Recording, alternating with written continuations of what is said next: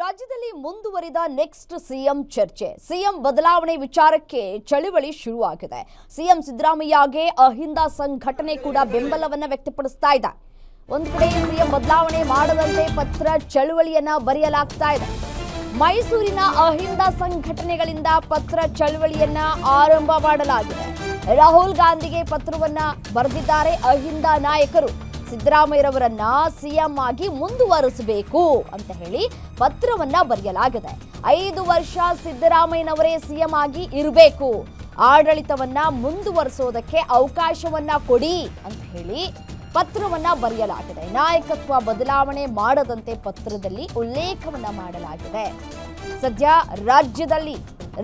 ರಾಜಕೀಯದಲ್ಲಿ ಸಾಕಷ್ಟು ಬದಲಾವಣೆಗಳು ಆಗತ್ತೆ ಅನ್ನುವಂತಹ ವಿಚಾರ ಸಾಕಷ್ಟು ಚರ್ಚೆಗೆ ಕಾರಣವಾಗ್ತಾ ಇದೆ. ನವೆಂಬರ್ ಕ್ರಾಂತಿ ಆಗತ್ತೆ, ನವೆಂಬರ್ 20ರ ನಂತರ ರಾಜ್ಯದಲ್ಲಿ ಸಾಕಷ್ಟು ಬದಲಾವಣೆಗಳಾಗುತ್ತೆ ಅನ್ನುವಂತಹ ಕೂಗುಗಳು ಕೇಳಿ ಬರ್ತಾ ಇತ್ತು. ಈ ಹಿನ್ನೆಲೆಯಲ್ಲಿ ಇದೀಗ ಸಿಎಂರನ್ನ ಬದಲಾವಣೆ ಮಾಡದಂತೆ ಪತ್ರದ ಮೂಲಕ ಚಳುವಳಿಯನ್ನು ಆರಂಭಿಸಿದ್ದಾರೆ. ರಾಹುಲ್ ಗಾಂಧಿ ಅವರಿಗೆ ಪತ್ರವನ್ನ ಬರೆದಿದ್ದಾರೆ ಅಹಿಂದ ನಾಯಕರು.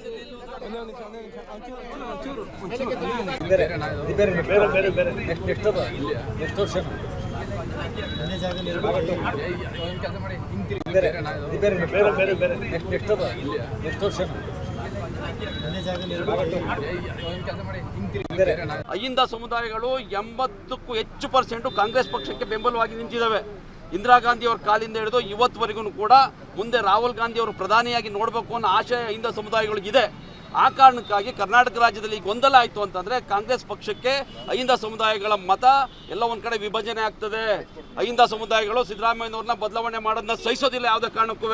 ಸೊ ಆ ಕಾರಣಕ್ಕಾಗಿ 5 ವರ್ಷಗಳ ಕಾಲ ಈ ರಾಜ್ಯದ ಮುಖ್ಯಮಂತ್ರಿಯಾಗಿ ಇನ್ನೂ ಸಾಮಾಜಿಕ ನ್ಯಾಯವನ್ನು ಎಲ್ಲ ಸಮುದಾಯಗಳ ಅಭಿವೃದ್ಧಿಗೆ ಟೊಂಕ ಕಟ್ಟಿ ಕೆಲಸ ಮಾಡ್ತಾ ಇದ್ದಾರೆ. ಅವರಿಗೆ ಬೆಂಬಲವನ್ನು ಹೈಕಮಾಂಡ್ ನೀಡಬೇಕು ಅಂತೇಳಿ ನಾವು ಇವತ್ತು ಒತ್ತಾಯ ಮಾಡ್ತಾ ಇದ್ದೇವೆ.